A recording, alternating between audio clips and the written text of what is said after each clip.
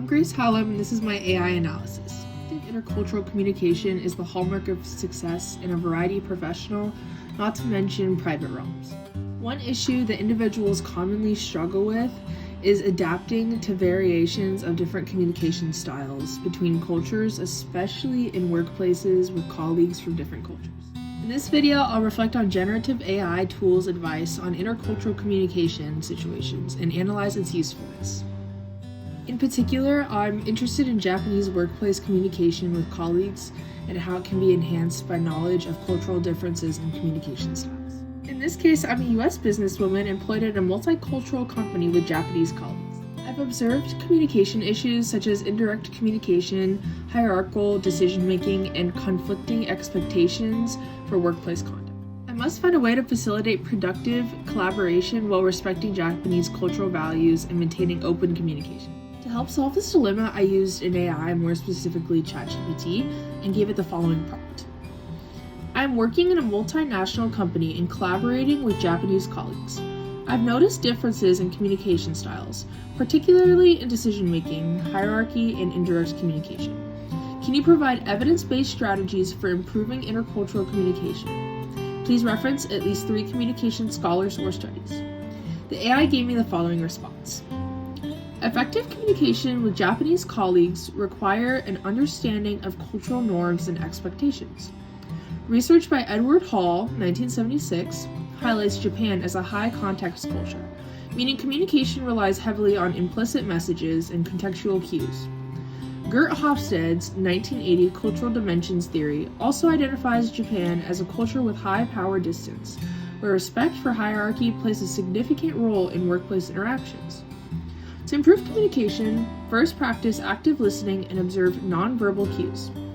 Japanese communication often relies on subtle cues such as silence, tone, and body language. Pay attention to these signals to understand unspoken meanings. Second, use indirect communication and politeness strategies. Direct confrontation may be seen as disrespectful. Instead, use hedging language and politely phrase when discussing disagreements. Third, acknowledge hierarchical structures. Deference to seniority is important in Japanese workplaces. Address senior colleagues with appropriate formality and seek consensus before making decisions. Fourth, adapt to group-oriented decision-making. Unlike individualistic cultures, Japan values consensus building. Engage in informal discussions before official meetings to align expectations. By incorporating these strategies, professionals can build stronger relationships with Japanese colleagues and navigate cultural differences effectively. The AI-generated advice is in conformity to existing intercultural communications theories. The high-context conceptualization of Hall is utilized in explanation of professional Japanese use of indirect communication, and Hofstede's power distance dimension is utilized in the explanation of hierarchical work relationships. However, the advice is short in addressing challenges that can be caused by such differences. For example, even though indirect communication is recommended, it is likely to be confusing to low-context individuals accustomed to explicit speech. The AI response also does not likely account for the gender dynamics that are often present in Japanese workplace. The AI response is also brief in offering coping strategies when one is working to manage challenges caused by such differences. The AI relied on established human communication scholars Edward Hall and Gert Hofstede, highly cited scholars in work in intercultural communications. The AI didn't use studies or citations beyond these initial models, though. As useful as these models are, the AI didn't employ communication studies that are more advanced, such as Ting Toomey's 1999 face negotiation theory, that examines one negotiation of identity and politeness in cross-cultural communications contexts.